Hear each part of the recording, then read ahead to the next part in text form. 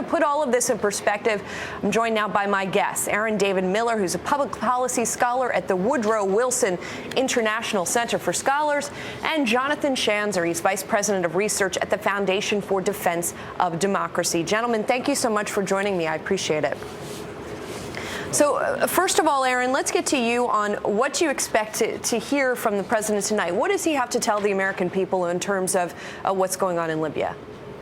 Well, I hope he will be clear about what our ultimate objectives are, but I really don't think so. I mean, we suffer now from a dysfunction between the means at our capacity to achieve our ends and what precisely our ends really are. And this is a problem. I mean, in one respect, the president's war is going well, at least on the ground. The opposition is gaining ground. They've almost gained most of the territory that they had ceded to Gaddafi. But on the other hand, the objective of this exercise is not yet clear and will not be considered a victory unless Gaddafi is either defeated or forced out of Libya, literally forced out of Libya through a negotiated settlement. So I hope the president, I don't expect he will, but I hope the president speaks with some measure of clarity on what we're trying to achieve and why this is so important.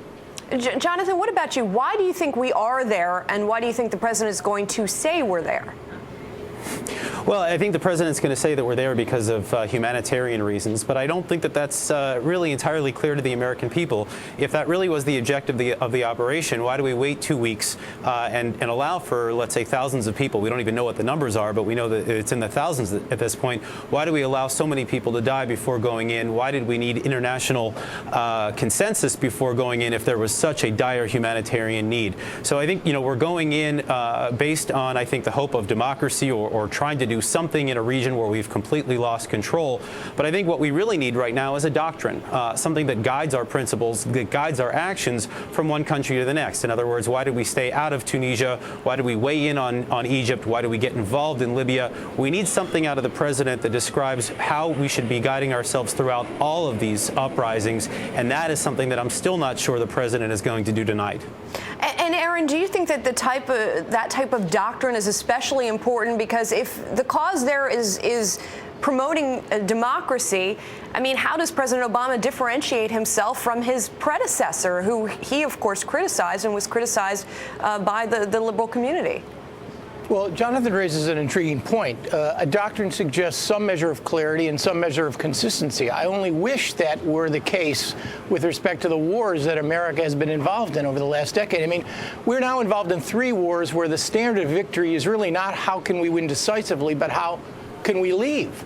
How do we extricate ourselves from these situations? Now, a doctrine that imposes certain constraints on the United States, given the variety of different manifestations of the Arab Spring and the Arab Winter, is going to be very difficult to achieve. Let's assume, for the sake of example, that the malacracy in Iran starts killing large numbers of Iranians in the streets. Now, are we going to apply the Libyan precedent? I mean, Libya was low-hanging fruit. It's an easy country to take military action against. Not so with Iran or, for that matter, Syria.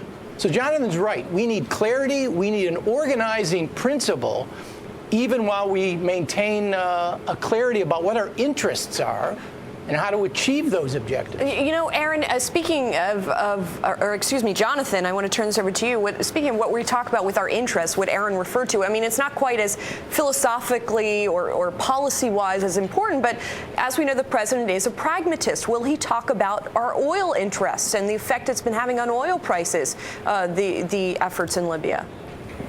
I tend to doubt it. I think that even though that is part of the president's calculus, I can't imagine that he would take that step and talk about it publicly. Again, I think what he's going to be focusing on is humanitarian issues and try to essentially help out a population that should be able to exercise its rights in a place where they've been under dictators' control for 40 years.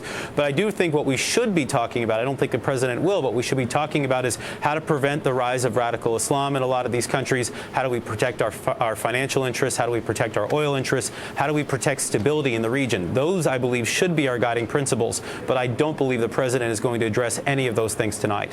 Gentlemen, we're going to ask you to hold on for just a minute. It sounds like you don't have high hopes, but we'll talk a little bit more about the speech in a moment. More with Aaron David Miller coming up and Jonathan Schanzer. The U.S. role in Libya. President Obama set to address the nation on the issue tonight. This is Taking Stock on Bloomberg. I'm Julie Hyman in for Pim Fox. Well, we're counting down to President Obama's address on the situation in Libya. Bloomberg TV will have live coverage of the president's speech tonight at 7:30 p.m. Eastern with a special from Washington. It'll be hosted by Bloomberg White House correspondent Juliana Goldman and Washington executive editor Al Hunt. Right now, my guests are Aaron David Miller. He's public policy scholar at the Woodrow Wilson International Center for Scholars, and Jonathan Schanzer, Vice President of Research at the Foundation for Defense of Democracy. So basically what you two have been saying is that you think there's a lot the president should talk about, but you don't have high hopes that he actually will discuss these matters tonight, such as a doctrine to sort of frame how the U.S. decides to intervene in foreign countries.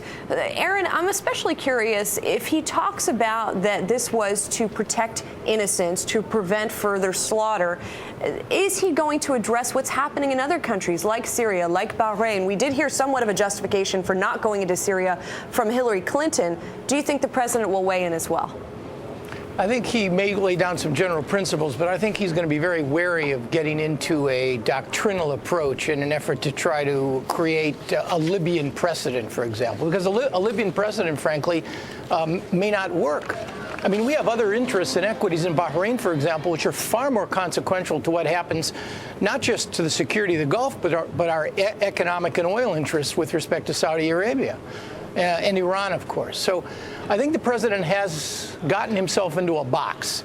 He's asserted that Gaddafi must go, that he's lost legitimacy, and yet the stated goals of the operation are humanitarian and to empower and to buck up the opposition. So I think there's a bit left unsaid. And what is left unsaid, unfortunately, is extremely important, because unless Gaddafi is removed, the humanitarian mission will never be discharged in a way that will be credible to anybody, and our interests will suffer as well. Jonathan, do you think that's right, that the end game needs to be the removal of Gaddafi? I don't see how he can play it any other way. I mean, if he leaves Gaddafi in power, or Gaddafi somehow manages to stay in power, you're looking at a bifurcation of Libya. You're looking at effectively two different capitals: the eastern capital of Benghazi, which would be the rebel capital, and then the Tripoli capital that would be under the control of Gaddafi. And it would be divided along sectarian lines, tribal lines. This is not a good thing for the future of Libya, and certainly I don't think would portend well for the human rights that the president claims to have interceded in Libya. I just can't imagine how this would play out well. Well, and guys, what are we in for here exactly? I mean, I think the American people don't have a good feel for whether this is an Afghanistan situation where we're going to be really enmeshed in the events there, or if it's something where we can get in and out quickly. Aaron, what do you think? I don't think it's Afghanistan, but I also don't think it's a situation in which we can extricate ourselves from neatly or simply. I mean, we have a Security Council resolution. You have much more of a consensus than you did in 2003 when the previous administration went into Iraq. And you don't have American forces on the ground. But in the end, you face a major challenge. Gaddafi is ensconced in Tripoli. He will surround it with anti-aircraft, with tanks. He'll use human shields. It's a city of 2 million people. So the question is, if the opposition can't get him out, and that's got to be a very bloody struggle, who is going to pry him out of there? And believe me, that will be the measure of success or failure of this operation. And that is not going to happen quickly unless we get very lucky. And I'm not even sure what I mean by that. Jonathan, what does he mean by that? I'm kidding. Well, I mean, what do you think is going to be the sort of progression of what happens in Libya?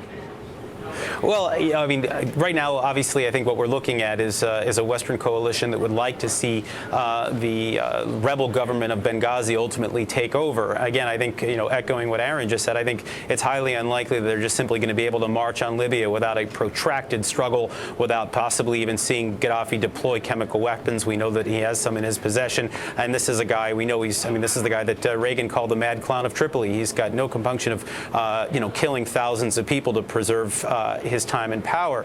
But I think even if the rebels do get lucky, or we get lucky, and ultimately oust Gaddafi from Libya, I think there are deep questions that remain about who would effectively govern the country. We're not looking at a state that has deep institutions, for example, like Egypt, where the military was able to preside over a transition period and is still doing so rather effectively. There's nothing like that in Libya. There's nothing on the ground that even resembles decent governance. And then on top of that, I think the question of who the leaders are is going to, I think, plague the West for years to come. The people that have been touted so far by the Libyan opposition on some of the websites that I read are no names. We don't know what they stand for. We don't know how they would govern. We don't know if they could be as bad as Gaddafi, for example. Right, or they could effectively drive the country into the ground and make it a failed state. Those are two options that I shudder to think about. All right, gentlemen, thank you so much for joining us to talk about this. Again, the president going to be speaking this evening to talk about the justification for Libya. Jonathan Schanzer is Vice President of Research at the Foundation for Defense of Democracies, and Aaron David Miller, Public Policy Scholar at Woodrow Wilson International Center. Thank you so much again, gentlemen, for joining me.